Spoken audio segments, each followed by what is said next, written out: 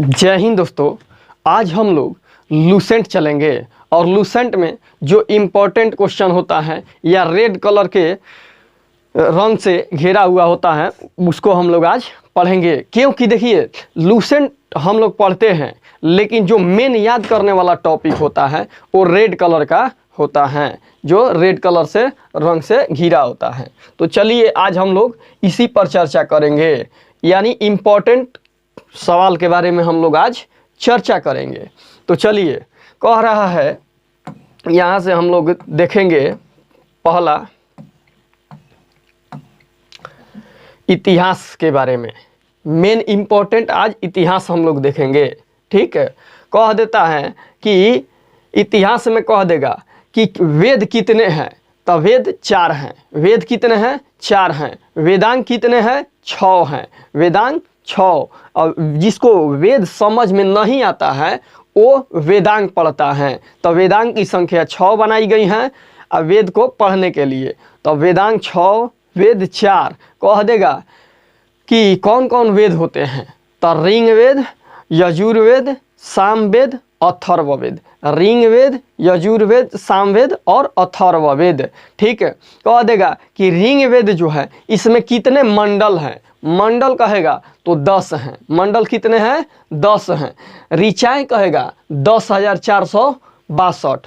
और कह देगा कि सूक्त कितने हैं ऋग्वेद में, तो वो हो जाएगा आपका 228। तो ये आपका ऋग्वेद में मंडल हो गया 10, सूक्त हो गया 228, ऋचाएँ हो गया जो 10,462। वहीं कह देगा कि आपका सूक्त सामवेद में कितने होते हैं, तो 1,810 होता है, यानी 1810 बोल सकते हैं। ठीक है, किस में? सामवेद में सूक्त होते हैं। वहीं कह देगा कि गद्य पद की चर्चा किस में है? यजुर्वेद में। कह देगा कि पद की संख्या 6000 किस में है, तो पद की संख्या जो 6000 है वो है आपका अथर्ववेद में। किसमें? अथर्ववेद में।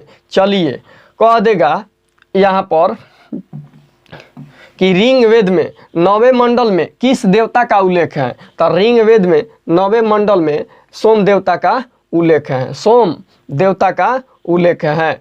10वें मंडल में वर्णित पुरुष सूक्त का उल्लेख है, जिससे 4 वर्ण बने हैं। एगो ब्राह्मण, क्षत्रिय, वैश्य और शूद्र। ब्राह्मण, क्षत्रिय, वैश्य और शूद्र आदि पुरुष ब्रह्मा के कर्म से निकले हैं। जो शरीर का पार्ट है उसके कर्म से निकले हैं। किस किस से? तो मुख से कहेगा तो ब्राह्मण, और कह देगा भुजाओं से, जो ये भुजा होता है बाह वाला, तो इससे निकला है कौन, तो आपका क्षत्रिय। और जंघाओं से कह देगा तो वैश्य, जंघाओं से वैश्य। और चरण जो पादुका होता है, पैर होता है, उससे निकला है, चरण से निकला है, पादुका नहीं, पैर से, तो ये निकला है शूद्र। कौन? शूद्र। ठीक है, धर्म सूत्र 4 प्रमुख जातियों की स्थितियों, व्यवसायों, दायित्व और कर्तव्य तथा विशेषाधिकारों में स्पष्ट विभेद करता है। धर्म सूत्र। कौन? धर्म सूत्र। ठीक है, कह देता है कि 8वें मंडल में किसका उल्लेख है, तो हस्तलिखित ऋचाओं का को खिल्य कहा जाता है। 8वें मंडल, इसके 8वें मंडल के अनुसार। ठीक है, हस्तलिखित ऋचाओं को खिल कहा जाता है। 3रे मंडल में, ऋग्वेद के 3रे मंडल में सूर्य देवता सावित्री को समर्पित प्रसिद्ध गायत्री मंत्र संबंधित है। ठीक है, ये इतना इम्पोर्टेंट सवाल होता है। वही कह देता है कि इस समय वामना अवतार के 3 पगों का आख्यान का प्राचीनतम स्रोत ऋग्वेद में ही माना गया है। वामना अवतार उसको बोलते हैं जो 3 पग पर धरती माप दिए थे। एक ब्राह्मण थे, ठीक है, भगवान के रूप में थे, जो मतलब इंसान के रूप में जन्म लिए और 3 पग में पूरे धरती नाप दिए थे। ठीक है, पूरे मतलब जो ब्रह्मांड है उसको माप दिए थे 3 पग में। ठीक है, वही कहता है कि ऋग्वेद से संबंधित है। कह देगा कि ऋग्वेद में इंद्र के लिए कितने ऋचाएँ, ऋचाएँ यानी मंत्र, तो 250। अग्नि के लिए कितने, तो 200 मंत्र का उपयोग किया गया है। ठीक है, रचना की गई है। प्राचीनतम इतिहास के साधन के रूप में वैदिक साहित्य में ऋग्वेद के बाद किसका स्थान आता है? तो यहाँ पर दे देता है भैया शतपथ ब्राह्मण। आगे इसका चर्चा करेंगे, इसका चर्चा आगे करेंगे। याद रखिएगा कि प्राचीन इतिहास के साधन के रूप में वैदिक साहित्य में ऋग्वेद के बाद किसका स्थान आता है? तो यजुर्वेद का। इसीलिए यजुर्वेद में ब्राह्मण ग्रंथ है जो शतपथ है ये दे देता है, या तैतेरई भी बोल सकते हैं। शतपथ के जगह पर हम लोग तैतेरई भी बोल सकते हैं या यजुर्वेद भी बोल सकते हैं, ये ध्यान में रखना है। ठीक, अब कह देता है कि ऋग्वेद जो है इसको पढ़ने वाले को क्या कहते हैं? होत्री कहते हैं। क्या कहते हैं? होत्री कहते हैं। जबकि यजुर्वेद के पढ़ने वाले को अधर्यु कहते हैं। यजुर्वेद को अधर्यु। इसी में वेद और वेद में, इस वेद में गद्य और पद दोनों की चर्चा है। ठीक है, अब वही कह देगा कि सामवेद को जो पढ़ते हैं उसको क्या बोलते हैं? तो उदात्री बोलते हैं। कह देगा कि ऋग्वेद को पढ़ने वाले को होत्री बोलते हैं, यजुर्वेद को पढ़ने वाले को अधर्यु बोलते हैं, और सामवेद को पढ़ने वाले को उदात्री बोलते हैं। ठीक है, सामवेद, साम मतलब होता है गान, साम मतलब होता है गान, साम मतलब गान होता है। ठीक है, साम मतलब गान, तो गान यानी संगीत से संबंधित जो है वो सामवेद है। अब मिलते हैं हम लोग अगला क्वेश्चन। कह देता है अथर्ववेद जानते हैं आप लोग, जादू टोना से संबंधित है। ठीक है, जादू टोना, औषधि अनुसंधान, विवाह, प्रेम, ये सब मतलब जितना दे देगा सब आ जाएगा अथर्ववेद में। ठीक है, अब देखिए यहाँ पर जो रेड कलर का जो दिया है इसके बारे में हम लोग चर्चा करेंगे। देखिए कह देता है कि पुराण जो है संबंधित वंश है, मतलब किस पुराण को कौन सा संबंधित वंश मानते थे। ठीक है, तो देखिए विष्णु पुराण जो होता है विष्णु भगवान से संबंधित है। इस पुराण को मानने वाला मौर्य वंश है। मौर्य वंश में जो संस्थापक हैं चंद्रगुप्त मौर्य हैं, उनके लड़का बिंदुसार हैं, बिंदुसार के बाद अशोक हैं। ठीक है, तो सूर्य का पत्ता खा फहराता है जो ये विष्णु वाला, तो ये आपका मौर्य वंश से संबंधित है। मत्स्य पुराण कह देगा, मत्स्य पुराण किससे संबंधित है? तो आंध्र सतवाहन से।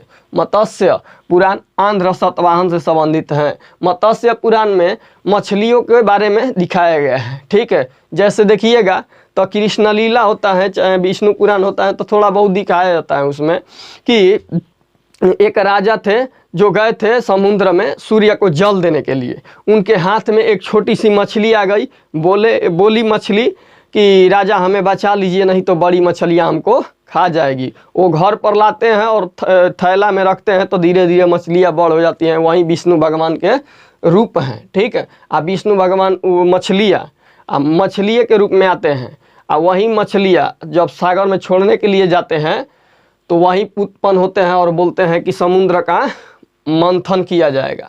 तो उसमें देव और दानव, देव किसको बोलते हैं? देवता को, और दानव किसको बोलते हैं? राक्षस जाति को। तो वो दोनों भाग लेते हैं, एक और दानव खींचते हैं, रसरी देखते हैं ना, और एक और देव खींचते हैं। ठीक है, अगला हम लोग देखते हैं वायु पुराण। वायु पुराण किससे संबंधित है? गुप्त से। तो अपने से देखिए कि वायु क्या है? गुप्त रहता है, वायु गुप्त रहता है, इसीलिए वायु पुराण गुप्त वंश है। गुप्त वंश में जो हो जाएगा संस्थापक श्री गुप्त हो जाएगा, फिर चंद्रगुप्त आता है, उसमें समुद्रगुप्त आता है, स्कंद गुप्त आता है, ये सब भी आ जाते हैं। ठीक, चंद्रगुप्त द्वितीय आ जाते हैं। तो गुप्त वंश से संबंधित वायु पुराण है। चलिए आज हम लोग याद करेंगे जो मेन है, कैसे याद करते हैं इसके बारे में हम लोग आज कैसे याद करेंगे इसको हम लोग आज देखते हैं। ठीक है,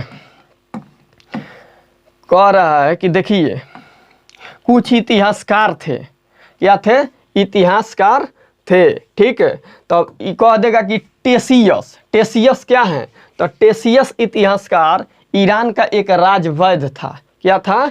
ईरान का राजवैद्य था। ठीक है, एगो हेरोडोटस दे देता है। इसी को हम लोग इतिहास का बाप मानते हैं, यानी इतिहास का पिता मानते हैं। ठीक है, इसने अपनी पुस्तक जो लिखी थी हिस्टोरिका, कौन? हेरोडोटस। हेरोडोटस हिस्टोरिका नामक पुस्तक लिखी थी। यही हिस्टोरिका नामक पुस्तक लिखी थी इतिहास के बारे में जानकारी, लेकिन कुछ अफवाह लिखे थे। फिर भी हम इनको इतिहास का बाप मानते हैं, यानी पिता मानते हैं।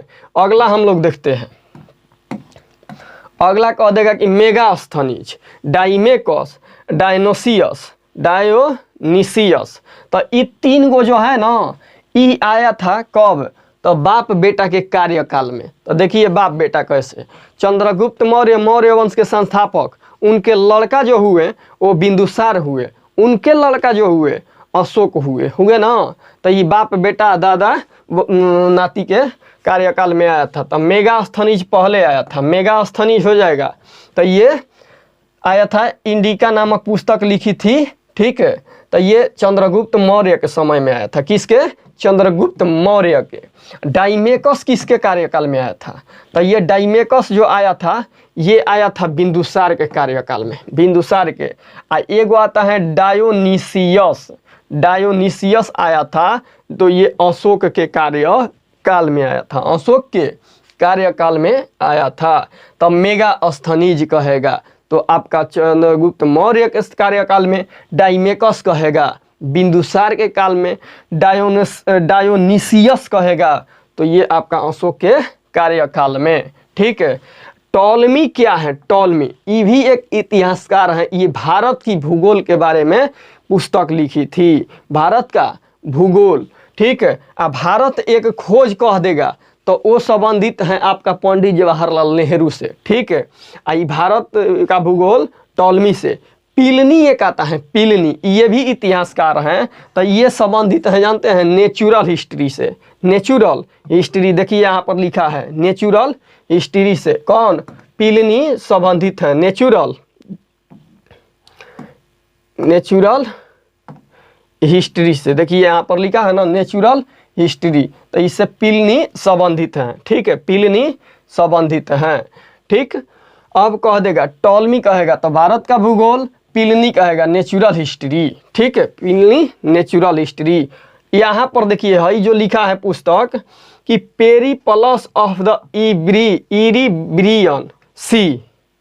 तो इस पुस्तक को लिखा गया है, लेकिन इसको लिखने वाले के बारे में, यानी लेखक के बारे में जानकारी नहीं है। जैसे टॉलमी लिखा था तो भारत का भूगोल, और पिलनी जो लिखा था नेचुरल हिस्ट्री। हेरोडोटस जिसको इतिहास का पिता मानते हैं वो हिस्टोरिका लिखा था, ठीक है। जिसको हम लोग कुछ अफवाह लिखा था उसको हम लोग इतिहास का पिता मानते हैं। वैसा ही पेरिप्लस ऑफ द इरीब्रियन सी लिखा था पुस्तक, इसके लेखक के बारे में हम लोग को जानकारी नहीं मिला है, माने ज्ञात अभी नहीं हुआ है, इसीलिए लूसेंट में अभी नहीं डाला है। कह रहा है कि चीनी से 4 गो आए थे, चीनी से कितने? 4 गो आए थे। कौन कौन आए थे इसके बारे में भी हम लोग जान लेते हैं। तब एगो आया था फहियान, एगो आया था संजुगन, एगो हेनसांग और एगो Itsing. Fahien, Sung Yun, Hiuen Tsang, Itsing. फहियान,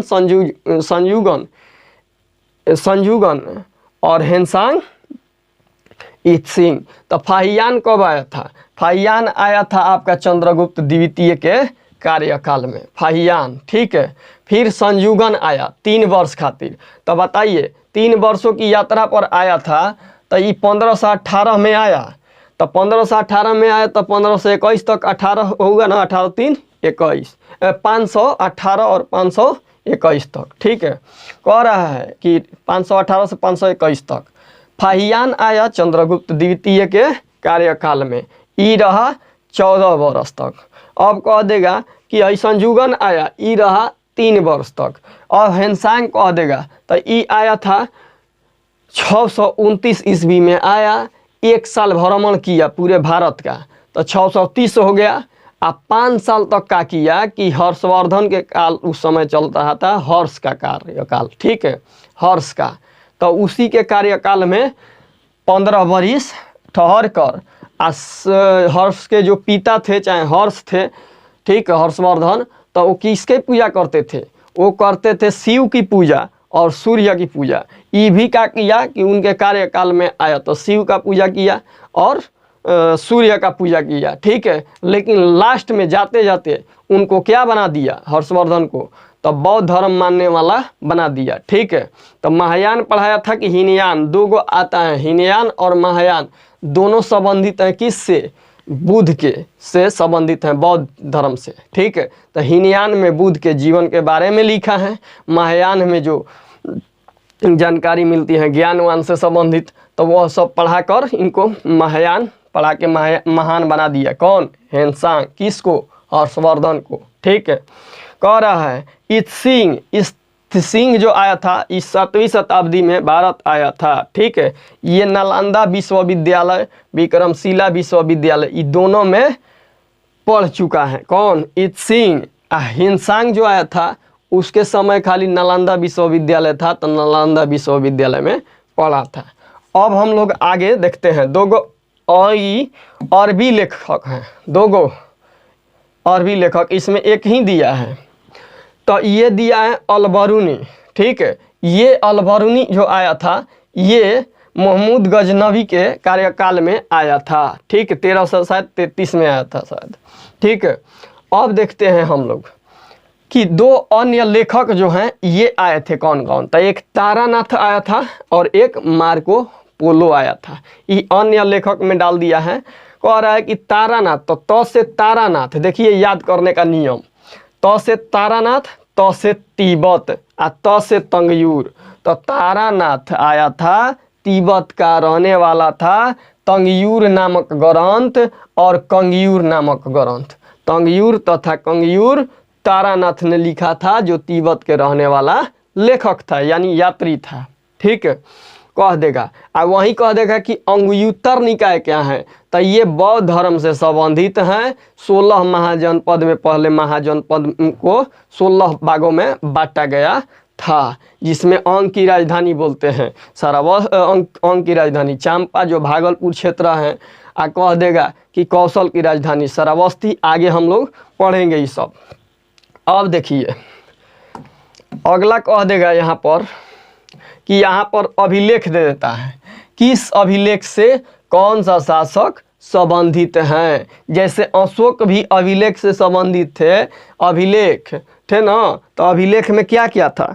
तो अभिलेख 3 प्रकार के, एगो शिलालेख, एगो स्तंभ लेख, एक गुहा लेख। ये अशोक के कार्यकाल में चल रहा था ना। शिलालेख, गुहा लेख और स्तंभ लेख, ये तीनों किसके प्रकार हैं? अभिलेख के।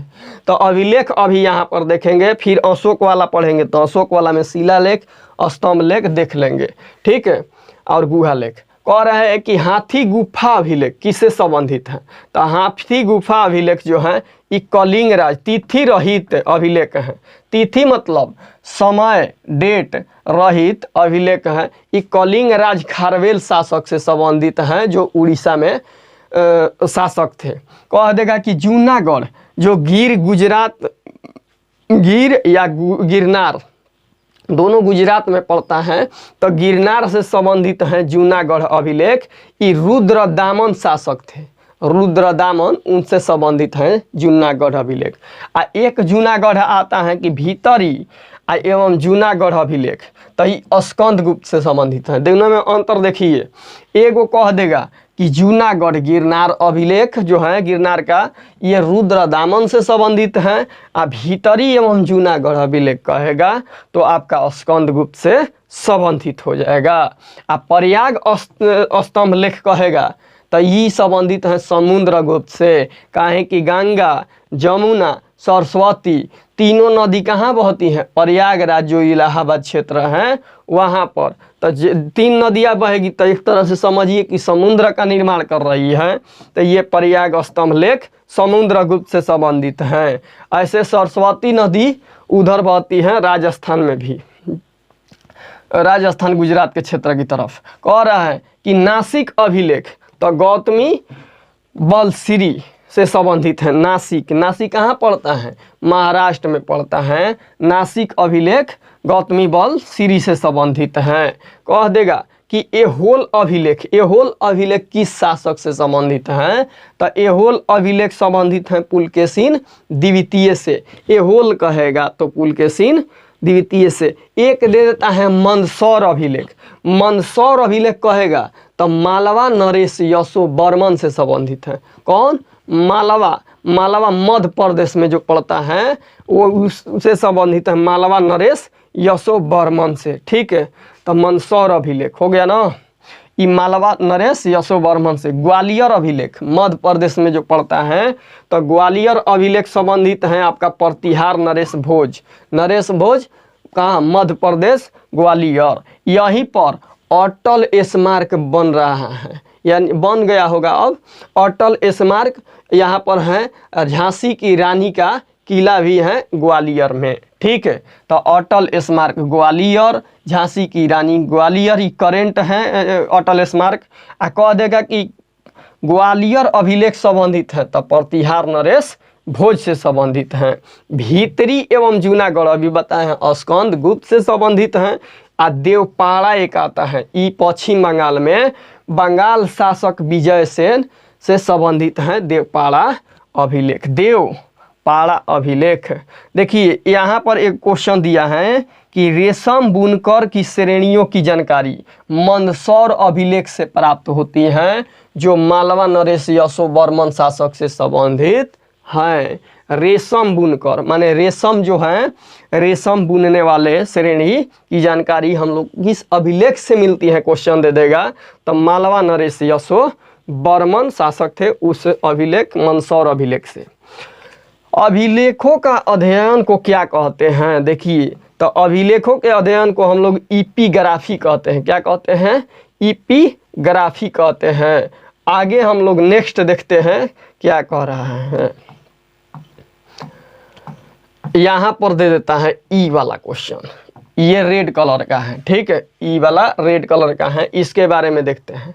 सिंधु काल में विदेशी व्यापार जो होते थे, तो आयातित वस्तुएं दिया है और प्रदेश दिया है, स्थान दिया है, वो कहाँ कहाँ से कैसे कैसे। तो देखिए तांबा कह देगा तो खेतड़ी बलूचिस्तान ओमान, खेतड़ी बलूचिस्तान ओमान, बलूचिस्तान पाकिस्तान के क्षेत्र में पड़ता है। कह देगा कि तांबा आयातित वस्तुएं होती थी, तब पाकिस्तान खेतड़ी से, बलूचिस्तान से और ओमान। ओमान आप लोग देखे हैं सऊदी अरबिया की तरफ पड़ता है ओमान। कह देगा कि तांबा हो गया, चांदी कह देगा, सोना कह देगा, और टीन कह देगा। तो चांदी, सोना, टीन, ये तीनों अफगानिस्तान ईरान से। चांदी, सोना, टीन अफगानिस्तान ईरान से। और वहीं कह देगा कि सोना में एगो और बढ़ा दीजिए, जहाँ से KGF फिल्म बना है, Kannada film Kolar gold field, जिसको बोलते हैं KGF, ठीक है, शॉर्ट में कोलार गोल्ड फील्ड। तो कोलार एक क्षेत्र है जहाँ से सोना, तो ये कर्नाटक भी आ जाएगा इसी में। अफगानिस्तान ईरान भी सोना में शामिल हो गया। तो सिंधु सभ्यता के समय सोना कहाँ से? कर्नाटक, अफगानिस्तान और ईरान से। चांदी कह देगा तो अफगानिस्तान ईरान, और टीन भी कह देगा तो अफगानिस्तान ईरान से। गोमेद, लाजवर्थ और सीसा। तो गोमेद कहेगा तो सौराष्ट्र, जिसको हम आज बोलते हैं, क्या बोलते हैं? गुजरात बोलते हैं। क्या बोलते हैं? गुजरात बोलते हैं। तो गुजरात को सौराष्ट्र बोलते थे ना, तो गोमेद वहाँ से प्राप्त है। लाजवर्थ कहेगा मेसोपोटामिया से संबंधित है। मेसोपोटामिया को हम लोग क्या बोलते हैं? इराक बोलते हैं। क्या बोलते हैं? इराक बोलते हैं, ठीक है। कह देगा कि सीसा को ईरान से संबंधित है। सीसा ईरान से संबंधित हैं। तो गोमेद कहेगा सौराष्ट्र, जो गुजरात आज बोलते हैं। लाजवर्थ मेसोपोटामिया, जिसको इराक हम लोग बोलते हैं। सीसा कह देगा ईरान से। तो लाजवर्थ देखिए है सब तो जानते हैं, तांबा जानते हैं, चांदी जानते हैं, सोना, टीन, सीसा, इस सभी हम लोग देखे हैं। लेकिन लाजवर्थ क्या होता है, गोमेद क्या होता है? तो ये क्या होता है कि ये मोती है, एक तरह से ये रतन है। क्या है? रतन है, आभूषण है। जैसे देखिएगा तो मोलास्का जो होता है, घोंगा, सीपी, ये सब मोतियों की श्रेणी में आने वाले। तो इसकी सब की पानी में खेती किया जाता है, समुद्र से प्राप्त किया जाते हैं। तो ये गोमेद गुजरात से, ग से गोमेद, ग से गुजरात, यानी गोमेद सौराष्ट्र से। लाजवर्थ कहेगा तो मेसोपोटामिया से, यानी इराक से प्राप्त होता है। ये दोनों रतन है। क्या है? रतन है। याद रखिएगा, सोना चांदी भी एक तरह से क्या है? वो रतन है, आभूषण है, ठीक है। तो ये ध्यान रखना है। तो सौराष्ट्र को नया नाम हम गुजरात में बोलते हैं, पुराना नाम कह देगा गुजरात का तो सौराष्ट्र, इराक का पुराना मेसोपोटामिया के नाम से जानते थे। अब कह देगा आगे हम लोग नेक्स्ट देखते हैं। नेक्स्ट इम्पोर्टेंट इसमें क्या है, ये दे देता है रेड कलर वाला, ठीक है। कह देगा कि कौन सा स्थल, कौन सी नदी और उत्खनन करता दे देता है, वर्ष दे देता है और स्थिति दे देता है। तो सबसे पहले कह देगा कि किसकी खोज हुई थी, हड़प्पा की या मोहनजोदड़ो की। तो सबसे पहले खोज हुई थी हड़प्पा की, ठीक है। आइए, हड़प्पा की खोज दयाराम साहनी ने की थी। दयाराम साहनी एवं माधवो बम रूपम वत्स ने किया था, ठीक। माधव स्वरूप कहता है ना, वत्स ने किया था। तो सबसे पहले तो कह देगा कि सिंधु सभ्यता में खोज हुई थी तो हड़प्पा की। किसने किया था, तो दयाराम साहनी ने किया था। कब किया था, तो 1921 में किया था। ये हड़प्पा कहाँ पड़ता है, तो ये पाकिस्तान का मोंटगोमरी जिला में, पाकिस्तान के मोंटगोमरी जिला में। उसके बाद मोहनजोदड़ो की खोज हुई थी, तो ये सिंधु नदी के किनारे पड़ता है। राखल दास बनर्जी ने 1 साल बाद किया था 1922 में, पाकिस्तान के सिंध प्रांत का लड़काना जिला में। कहाँ, लड़काना जिला में। तो हड़प्पा कहेगा इसकी खोज हुई थी सबसे पहले 1921 में, दयाराम साहनी ने किया था। और इसकी कहाँ खोज हुई थी, मोंटगोमरी जिला पाकिस्तान में। 1922 में मोहनजोदड़ो की खोज हुई थी, राखल दास बनर्जी ने किया था लड़काना जिला में। ये बात देखिए, ये हमेशा इम्पोर्टेंट रहेगा क्योंकि फर्स्ट में है। हड़प्पा और मोहनजोदड़ो का चर्चा हमेशा होता रहता है। अब हम लोग नदी समझ लेते हैं। पहले देखिए क्या होता है, एक बार में सोचिएगा कि सब याद कर ले। नए नए स्टूडेंट हैं, एक बार सोचिएगा कि सब याद कर ले तो नहीं हो पाता है। इसलिए हम क्या करते हैं कि तोड़ तोड़ को पहले इसको याद करते हैं, ठीक है।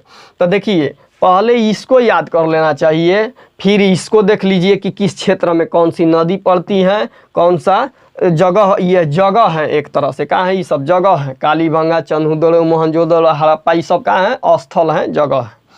तब भाई देख लेते हैं कि कौन खोज किया था, कब किया था, ठीक है। तो पहले हम लोग को इसको ये देख लेना है और ये देख लेना है। इसको हम लोग नेक्स्ट वीडियो में समझ लेंगे। पहले हम लोग आसान से इजी समझ लेते हैं कि ये कहाँ कहाँ है।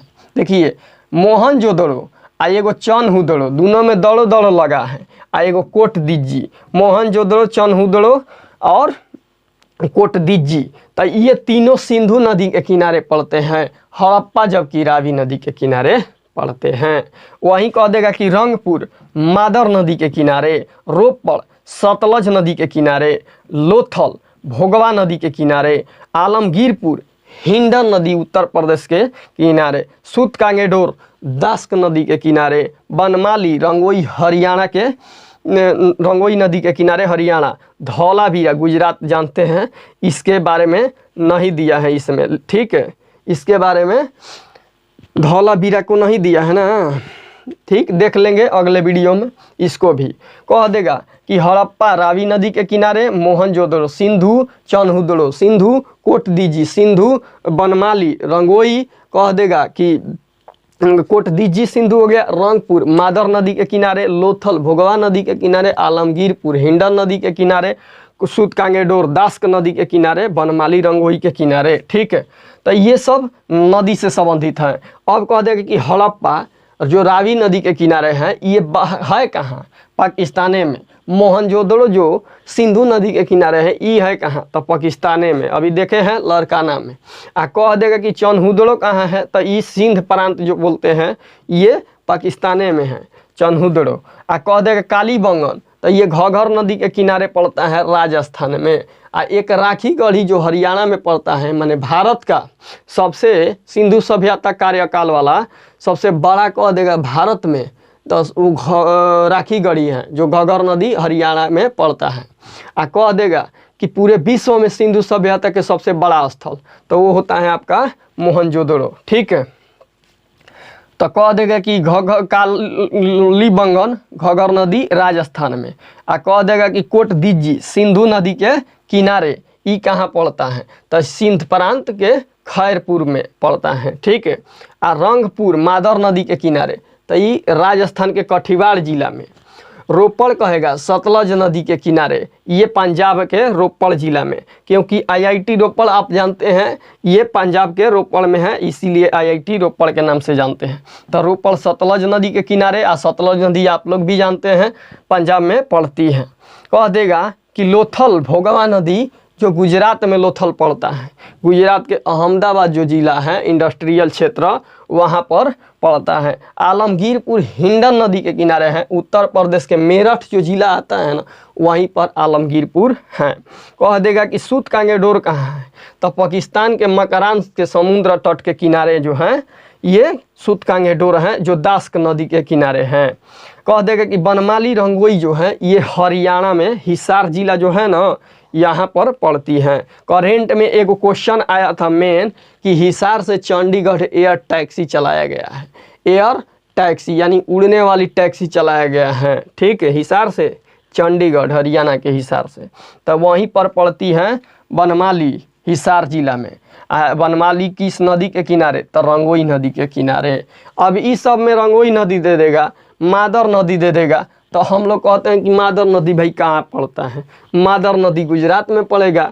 रंगोई रंगपुर मादर नदी, रंगोई कहाँ पड़ता है? तो हरियाणा में पड़ता है, हिसार में पड़ता है, ठीक। बनमाली स्थल जो है हरियाणा में है, ठीक है। तो ये सब ध्यान में रखना चाहिए, नहीं तो ये सब तो आधुनिक में जो नदियाँ का नाम है हम लोग जानते ही हैं कि गंगा नदी कहाँ बहती है, कहाँ मुहाना है, कहाँ संगम है, ये सब। लेकिन ये सब कंफ्यूज नहीं होना, ये सब जानकारी रहेगा तो बेस आपका मजबूत रहेगा, बेस मजबूत रहेगा। नेक्स्ट हम लोग देखते हैं, नेक्स्ट में इसको जान लेते हैं। देखिए आर्य जब आए थे सिंधु सभ्यता के बाद क्या हुआ? कुछ समय बाढ़ आया, पतन हुआ, आंधी तूफान आया, सब डूब डाब गया, सिंधु सभ्यता खत्म। कह देगा कि उसके कुछ साल बाद, 1.5-2 साल बाद, कितना 1.5-2 साल शायद बाद का, हाँ दे देता है कि आर्य आए थे, ठीक है। उस जगह पर आर्य बसे। तो कह देगा कि आर्य में उत्तर रिंग वैदिक काल आता है, उत्तर वैदिक काल आता है, ठीक है। तो उत्तर वैदिक काल में जो राजा थे उसके अलग अलग नाम थे, मतलब अलग दिशा में अलग अलग नाम था। जो भारतवर्ष था इसमें अलग दिशा में अलग अलग नाम था। जैसे मध्य जो होता है ना, मध्य देखिए यहाँ पर सब लिखा हुआ है मध्य, तो दिशा का भी नाम अलग अलग था। जैसे देखिए पूर्व जो दिशा था उसका उस समय नाम था, उत्तर वैदिक काल में पूर्व दिशा को उस समय प्राची कहता था सब आर्य। उत्तर वैदिक में प्राची, पूर्व को प्राची कहता था, उत्तर को उदीची कहता था। पूर्व को प्राची, उत्तर को उदीची, पश्चिम को प्रतीची कहता था।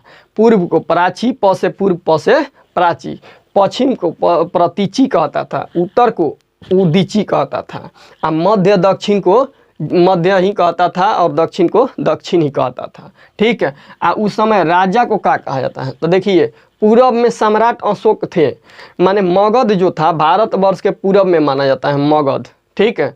तो मगध का साम्राज्य में अशोक थे क्या? सम्राट थे। तो पूर्व के राजा को सम्राट कहा जाता था, मध्य के राजा को, माने भारतवर्ष के में जो मध्य जगह है वहाँ के राजा ही कहा जाता था।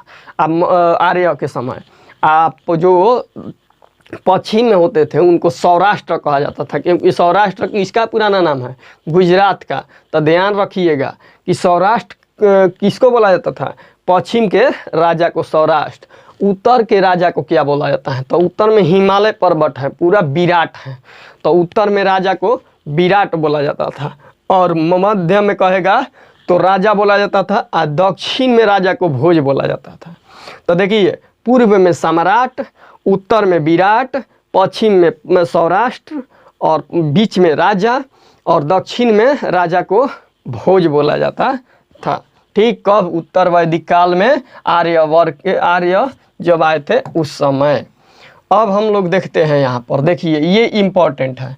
उपनिषद कह देगा तो ये है आपका 108 गो, महापुराण कह देगा 18 गो, वेदांग कहेगा 6 गो, वेद कहेगा 4 गो।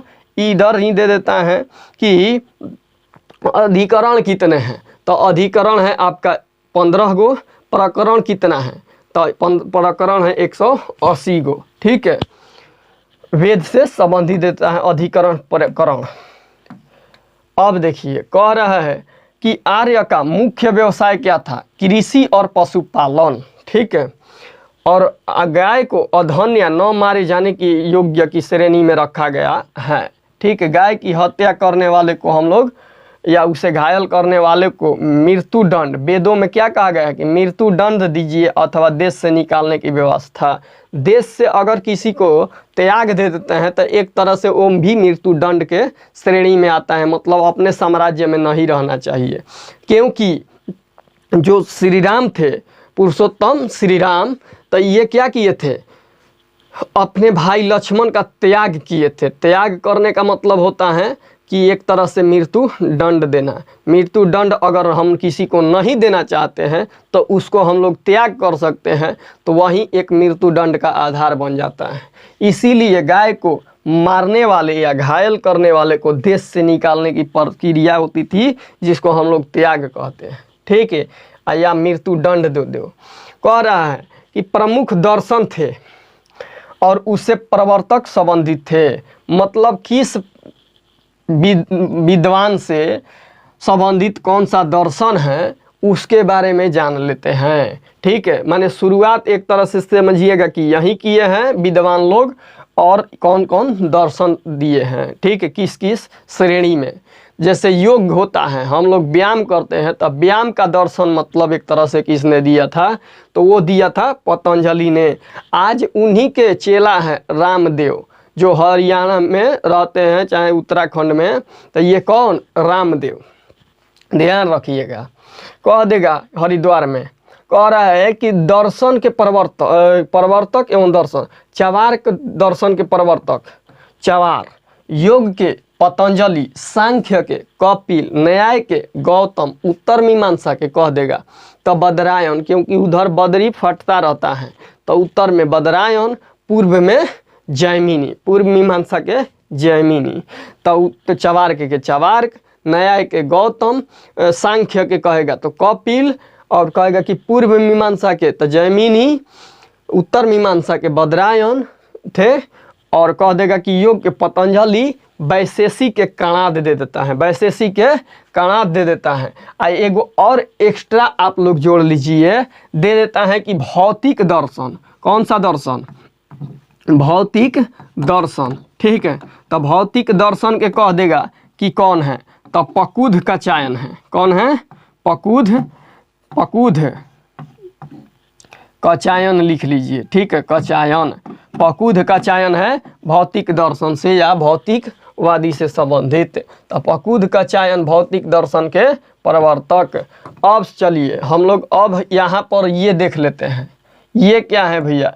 तो ये है आप लोग का जो प्राचीन नाम नदियों के और आधुनिक नाम नदियों के। ठीक है, प्राचीन नाम नदियों के और आधुनिक नाम नदियों के। रिंग वैदिक काल। ठीक है, आर्य के समय कौन कौन काल था? तो रिंग वैदिक काल था, उत्तर वैदिक काल था। तो रिंग वैदिक काल में नदियों को क्या क्या बोला जाता था, जो आज हम लोग नया नाम में उस नदी को क्या पुकारते थे, ये बारे में जानेंगे।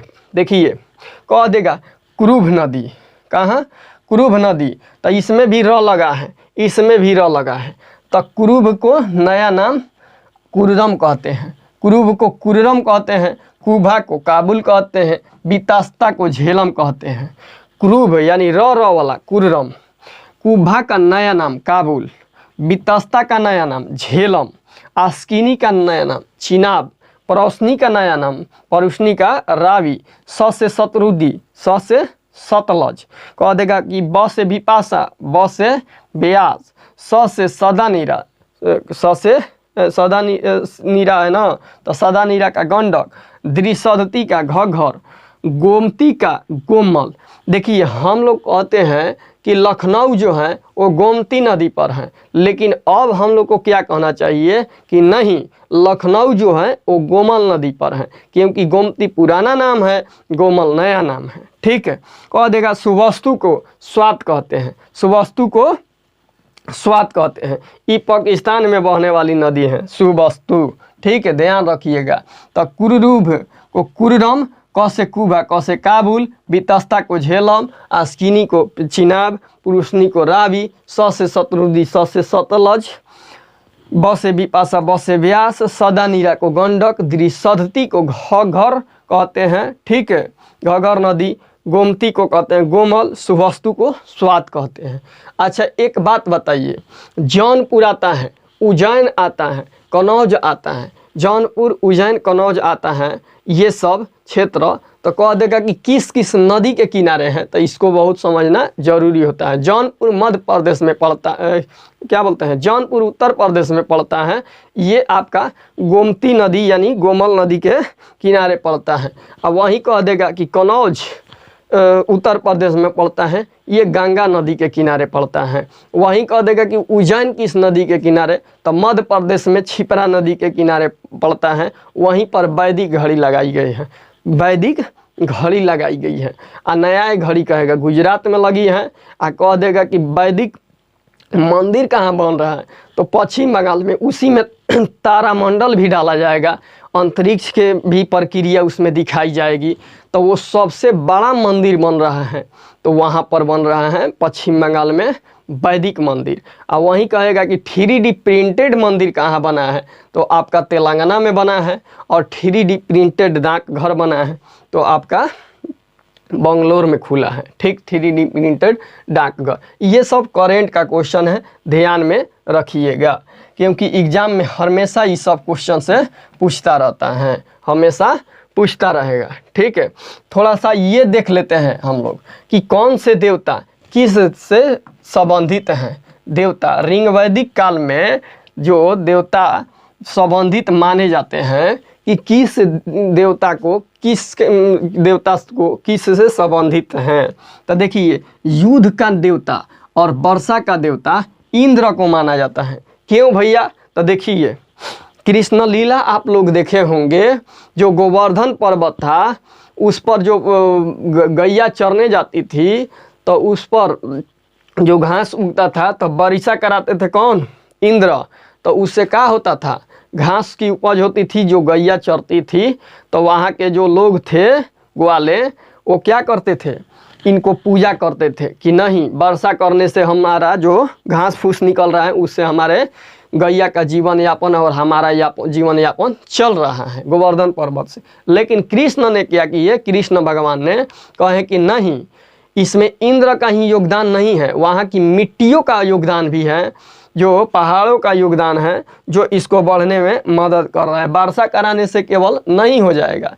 तो ये क्या किए थे इंद्र भगवान कि गुस्सा हो गए थे, और वहाँ पर देखिएगा तो गोवर्धन पर्वत पर इतना बारिश किए, तहस नहस किए कि सभी लोग शरण लेने के लिए पहुँचे थे कि अब कहाँ शरण लिया जाए। इस कृष्ण विरोध में आ गए थे इंद्र के, ठीक है, ये इंद्र विरोध में आ गए थे कृष्ण के कि नहीं, हमारा पूजा होना चाहिए, ठीक, गोवर्धन पर्वत का नहीं होना चाहिए।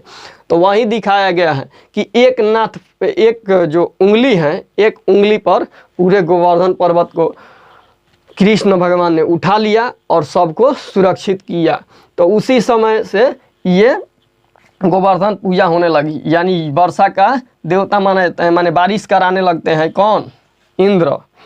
और युद्ध का देवता, ये ज़्यादा युद्ध करते थे कौन, इंद्र, इसीलिए युद्ध का देवता माना जाता है। रावण से भी युद्ध किए थे, हार गए थे, लेकिन जब देखे कि रावण से युद्ध करने के लिए राम पहुँच गए, तब बोले कि रावण से युद्ध करने राम पहुँचे हैं, इनको रथ दो, रथ दो। तो रथ दिए थे कौन, इंद्र, बहुत चालू पुर्जा थे इंद्र भगवान, ठीक है। तो ये रथ दिए थे कि रथ से युद्ध करेंगे, एकदम मार के आएंगे रावण को। तो युद्ध को भी युद्ध का भी देवता माना जाता है इंद्र को, वर्षा का देवता भी माना जाता है इंद्र को। अग्नि को कहा जाता है देवता और मनुष्य के बीच के कड़ी को। आप लोग रामायण देखे होंगे, रामायण में जब अगर देवी के रूप में रहती हैं सीता माता, तो राम ने क्या कहा कि सीता जी से कि अब हम लोग को रावण का मारने का समय आ गया है, आपको रावण ले जाने आ रहा है, तो आप देवी का रूप क्या करिए, अग्नि को हम सौंप देते हैं। और आप मनुष्य के रूप में जा सकते हैं, क्योंकि देवी के रूप को नहीं छू सकता था रावण। ठीक है, तो वो देवी की रूप कहाँ चली गई, अग्नि में चली गई। ठीक है, तो यहीं से समझिए कि देवता और मनुष्य के बीच के कड़ी को हम लोग अग्नि के नाम से, अग्नि को, देवता को जानते हैं। ठीक है, मध्यस्थता को कह रहा है कि वरुण पृथ्वी और सूर्य के निर्माता। देखिए वरुण, इसमें ग्रह देखिएगा तो एक ही दिया है, कौन, वरुण। तो पृथ्वी सूर्य का निर्माता वरुण, समुद्र का देवता वरुण, विश्व के नियामक कहेगा तो वरुण, और विश्व के संरक्षक कहेगा तो विष्णु। ये ध्यान रखिएगा, विश्व के नियामक कहेगा तो वरुण, विश्व के संरक्षक कहेगा तो विष्णु। तो विश्व के नियामक, शासक या सत्य का प्रतीक, ऋतु परिवर्तन भी, दिन रात सब ग्रह से संबंधित है, तो ग्रह वाला वरुण मारिएगा। विश्व के नियामक भी कहेगा तो वरुण। ध्रुव को माना जाता है आकाश का देवता, ये सबसे पुराना या सबसे प्राचीन कहते हैं ध्रुव का देवता। सोम वनस्पति, सोम रस जो होता है वनस्पति से प्राप्त होता है, तो सोम का देवता वनस्पति को माना जाता है। कह रहा है सोम देवता वनस्पति से संबंधित हैं। उषा कहते हैं, उषा, उषा देवता दे देता है तो प्रगति और उत्थान से संबंधित हैं। शिवनी दे देता है विपत्तियों को हरने वाला देवता। प से पूषण, प से पशुओं का देवता, तो पूषण जो थे ये पशुओं का देवता थे। पूषण